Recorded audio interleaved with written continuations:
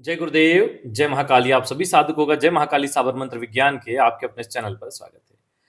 महाकाली साधना, बहुत से लोग जब नए-नए साधना के क्षेत्र में आते हैं, तो वो एक नाम से तो सब लोग परिचित होते हैं, माँ महाकाली। 10 महाविद्याओं में ये नाम सबको याद रहता है और वो लोग साधना करने बैठ जाते हैं। लेकिन एक चीज़ आपको पता होनी चाहिए कि महाविद्या साधनाओं को करने का अधिकारी हर व्यक्ति नहीं होता है। जो व्यक्ति गुरु दीक्षित है और जिन्होंने विशिष्ट साधनाएँ गुरु साधना, गणेश साधना, भैरव साधना संपन्न की है, कुल देवी देवता साधना संपन्न की है, उन्हीं को महाकाली साधना करनी चाहिए या फिर गुरु आज्ञा से आदेश मिला है, तब ये साधना करनी चाहिए। महाकाली साधना का आज एक ऐसा प्रयोग दे रहे हैं, जो जीवन की इच्छित मनोकामनाओं को अति शीघ्र पूर्ण कर देता है। कई बार देखने में आया अनुष्ठान काल में ही संपन्न हो जाती है आपकी साधना का जो प्रयोजन है वह।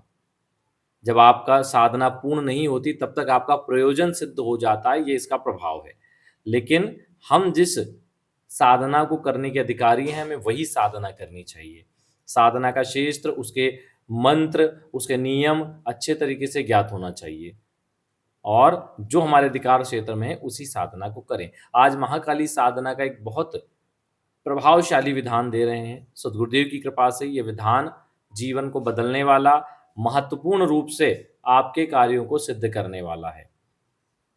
महाकाली साधना का ये बहुत प्रमुख मंत्र है, जिसके माध्यम से आप अपने कार्य सिद्ध करेंगे। सबसे पहले इसका ध्यान मंत्र नोट करिए, फिर मूल मंत्र नोट करवाते हैं, फिर इसका विधान बता देते हैं।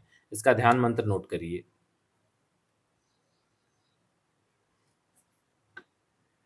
बहुत बहुत प्रभावशाली। जब ध्यान मंत्र आप पढ़ते हैं ना, तो रोंगटे खड़े हो जाएंगे। करालवदनां घोरां मुक्तकेशं चतुर्भुजां कालिकां दक्षिणां दिव्यां मुंडमालां विभूषितां। ये पूरा है, पूरे को पढ़ना। हमने सिर्फ आपको एक पढ़ने का तरीका बताया है कि किस तरीके से ध्यान मंत्र को पढ़ा जाए। वैसे आप ध्यान करके, ध्यान मंत्र का मतलब होता है ध्यान करें, मंत्र को पढ़ते हुए देवी का ध्यान करें।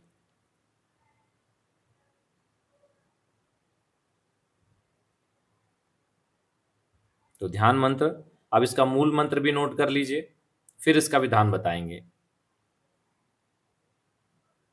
ओम क्रीम क्रीम महाकालिके क्रीम क्रीम फट, यह इसका दिव्य मंत्र है। नवरात्र में इस साधना को करना चाहिए। 9 दिन तक इस साधना को करें। 11 माला प्रतिदिन का जाप करें। लाल वस्त्र आसन हो, काली हकीक की माला या रुद्राक्ष की माला हो, उत्तर दिशा हो। 11 माला का जप है। सबसे पहले उत्तरमुखी होकर बैठ जाएं, अपना पवित्रीकरण आचमन करें, घी का या तिल के तेल का दीपक प्रज्वलित करें, माता का यंत्र स्थापित करें, चित्र हो तो चित्र स्थापित करें और गुरु पूजन, गणेश पूजन करें। अगर गणेश जी की मूर्ति नहीं है तो एक सिक्का, स्वास्तिक बनाए, उस पर एक सिक्का रखें, उसके ऊपर या चावल रख दिया, उसके ऊपर सिक्का और उसके ऊपर सुपारी रखें, उसी को श्री गणेश मानकर पूजन करें। कलावा लपटे, माता का भी विशेष पूजन कर कलावा चढ़ाएं। भोग में नैवेद्य आदि फल वगैरह चढ़ा सकते हैं। गुरु जी का पूजन कर लें।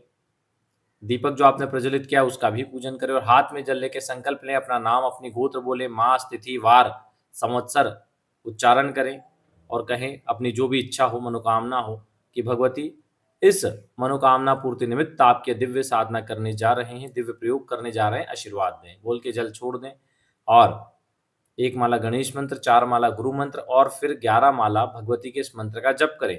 अंत में पुनः 4 माला गुरु मंत्र और फिर 1 माला गणेश मंत्र का संपुट दें। इस प्रकार आपकी साधना का पहला दिन शुरू होता है। 9 दिन तक ये साधना करनी है। जब साधना में मंत्र जब पूर्ण हो जाए तो आपको हाथ में जल लेना है और पहले तो क्षमा प्रार्थना कर लेनी है कि माँ, जब में कोई हमसे भूल चूक हुई हो तो आपके नादान बालक है, हमें क्षमा करना।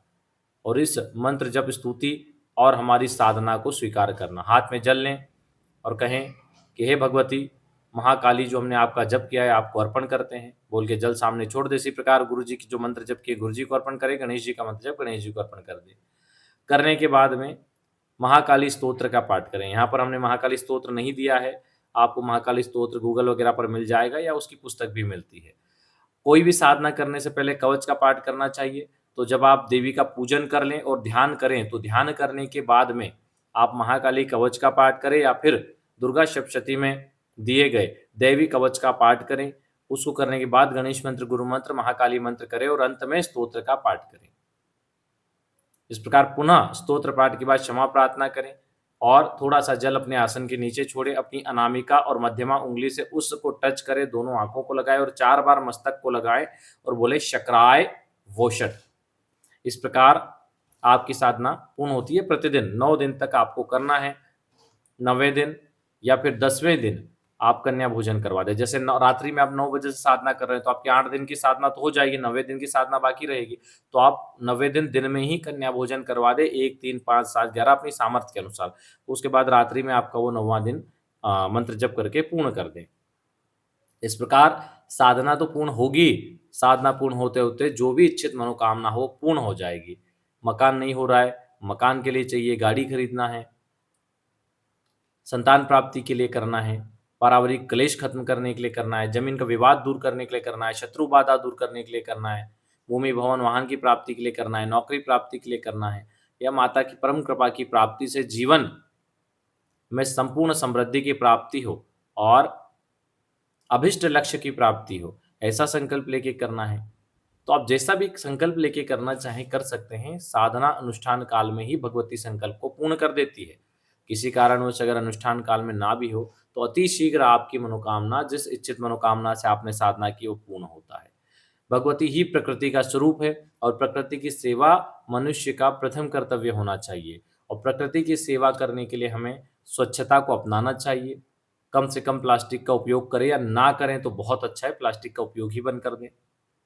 साथ में ज़्यादा से ज़्यादा पेड़-पौधे लगाएँ, प्रकृति की सबसे बड़ी सेवा है पेड़-पौधे।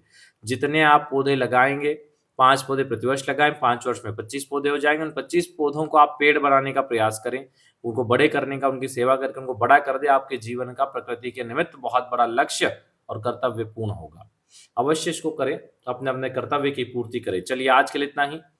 जो लोग अपना कुंडली विश्लेषण या ऑरा स्कैनिंग करवाना चाहते हैं, जीवन की विभिन्न समस्याओं का निवारण चाहते हैं, पता करना चाहते हैं भूमि भवन वाहन कब प्राप्त होगा, विवाह की क्या स्थिति रहेगी, नौकरी करें या व्यापार करें, इष्ट देवी देवता कौन है, कौन सी साधनाएं करने से जीवन में उन्नति होगी, कौन से ग्रहों के अनुष्ठान करने से जीवन में भाग्य की प्रबलता आएगी और इनकम में बढ़ोतरी होगी, कौन से रत्न आदि फायदे कारक हैं, कौन से रुद्राक्ष फायदे कारक हैं, कौन सी दशाएं चल रही हैं, उनकी स्थिति क्या है और किस प्रकार के दोष कुंडली में है और उनके निवारण किस प्रकार से होना चाहिए। ये संपूर्ण जानकारी जन्म कुंडली विश्लेषण के माध्यम से प्राप्त होती है। अपनी जन्म कुंडली का विश्लेषण या ऑरा स्कैनिंग या हस्तरेखा विश्लेषण करवाने के लिए नीचे दिए गए नंबर पर संपर्क कर सकते हैं।